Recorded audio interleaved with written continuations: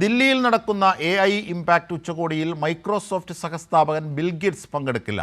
Epstein ഫയലുകളിൽ പേരുള്ള bill ഗേറ്റ്സിനെ ഉച്ചകോടിയിൽ പങ്കെടുപ്പിക്കുന്നതിന് എതിരെ കടുത്ത വിമർശനം ഉയർന്നതിന് പിന്നാലെയാണ് പിന്മാറ്റം. അതേസമയം ഇന്ത്യൻ നിർമ്മിത ഉൽപ്പന്നം എന്ന പേരിൽ ചൈനീസ് റോബോട്ട് അവതരിപ്പിച്ചത് കേന്ദ്രത്തിന് വലിയ നാണക്കേടായി തുടരുന്നു.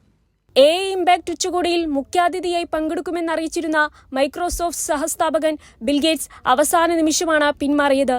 ബിൽ ഗേറ്റ്സിനെ ഉച്ചകോടിയിൽ പങ്കെടുപ്പിക്കുന്ന മോദി സർക്കാർ നടപടിക്കെതിരെ ശക്തമായ വിമർശനം ഉയർന്ന സാഹചര്യത്തിലാണ് പിന്മാറ്റം.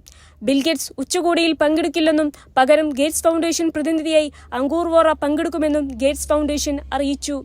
ബിൽ ഗേറ്റ്സിന്റെ പിന്മാറ്റം എപ്സ്റ്റീൻ ഫയലുകളിൽ പേരുള്ള പ്രധാനമന്ത്രി നരേന്ദ്രമോദിയെയും കേന്ദ്ര പെട്രോളിയം മന്ത്രി ഹർദീപ് സിംഗ് പുരിയെയും പ്രതിരോധത്തിലാക്കുകയാണ്. അതേസമയം സ്വന്തമായി വികസിപ്പിച്ചത് എന്ന നിലയിൽ സ്വകാര്യ സർവകലാശാല ചൈനീസ് റോബോട്ട് പ്രദർശിപ്പിച്ചത് അന്താരാഷ്ട്ര തലത്തിലടക്കം രാജ്യത്തിന് വലിയ നാണക്കേടുണ്ടാക്കി. കൈരളി ന്യൂസ്, ദില്ലി.